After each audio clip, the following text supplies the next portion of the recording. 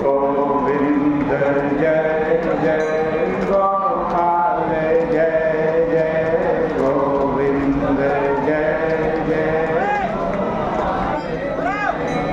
श्री राधा रमण हरि गोविंद जय जय राधा रमण हरि गोविंद जय।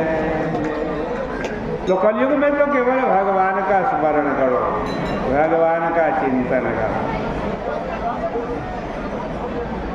इसमें तनिक संदेह नहीं कि कलयुग में थोड़ा भी किया हुआ धर्म करोड़ों गुना फल देता।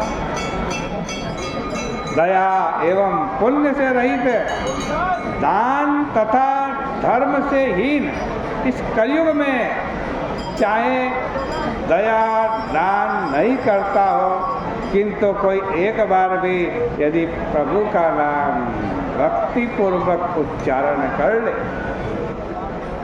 केवल भगवान का नाम उच्चारण करने से वो स्वर्ग चला जाता है। कलयुग केवल नाम आधार। अकाल के समय में अन्नदान देने वाले के समान पुण्यात्मा कोई नहीं। जब इस प्रकार की वहाँ कुरुक्षेत्र में कथा चल रही थी, इसी बीच वहाँ कौन आ गए? नारद जी आ गए। श्रीमन नारायण नारायण नारायण भजमन नारायण नारायण नारायण बदरी नारायण नारायण नारायण लक्ष्मी नारायण नारायण नारायण। नारद जी तो आए, लेकिन बड़ी विचित्र स्थिति में। करेने के न शिष्णम च जिह्वाम एकेन वै हसन प्रज्ञयोन्मत्तवत् तत्र ननर्ता मुनिपंगव। नारद जी ने एक हाथ से अपना लिंग पकड़ रखा है और एक हाथ से जिह्वा पकड़ रखी है और उन्मत्त की भांति नाचते हुए आ रहे।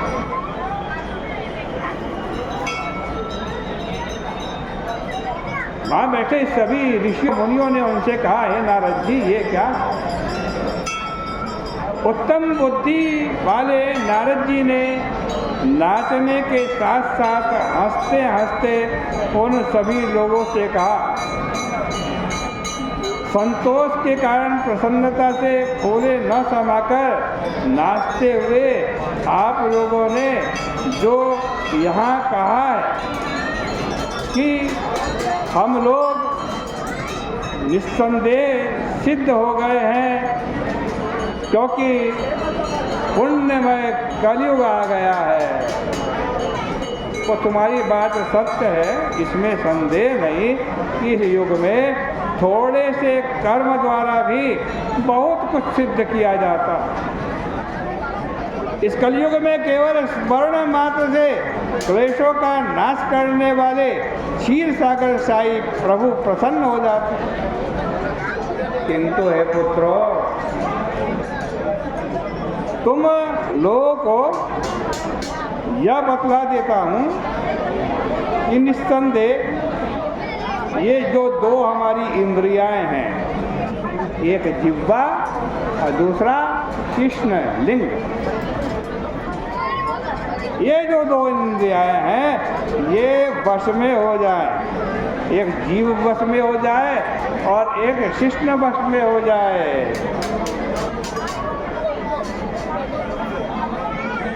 वही जनार्दन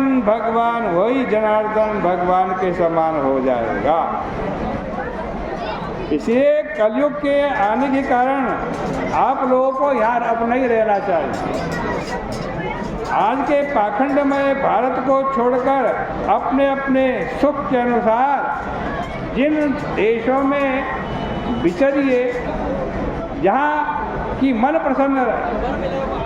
इस प्रकार का वचन सुनकर व्रतधारी मुनि लोग तुरंत यज्ञ को समाप्त करके जहाँ से आए थे वहाँ चले गए। और इस धर्म वर्ण ने भी इस बात को सुना, सुनकर के पृथ्वी को छोड़ने का उसने मन किया। अब मैं पृथ्वी छोड़ूं। व्रतधारी ऊर्ध्व तेजस उत्कृष्ट तेज वाला धर्म वर्ण ने दंड तथा कमंडलों धारण किया। जटा और बलकल धारण करके आश्चर्यचकित होकर के कलयुग में अनाचारों को देखने के लिए गया।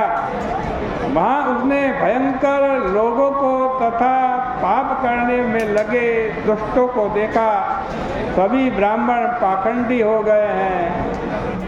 शूद्र सन्यासी त्यागी जैसा वेश बना करके लोगों को लूट रहे हैं। स्त्री पति का विरोध कर रही है। शिष्य गुरु की निंदा और विरोध कर रहा है। नौकर मालिक को मार रहा है। कई पुत्र ही पिता को मार रहा है। सभी ब्राह्मण शूद्र जैसे हो गए हैं। गाय बकरी जैसी हो गई है। वेद कहानियों की भांति हो गए हैं तथा पवित्र क्रियाएं साधारण क्रियाएं सी हो गई हैं। वहाँ कलयुग में भूत प्रेत पिशाच आदि देवता ही फल देने वाले देवता रह गए हैं तथा पापी निर्दयी लोग श्रद्धापूर्वक उन्हीं देवताओं की पूजा करते हैं, भूत प्रेत पिशाचों की।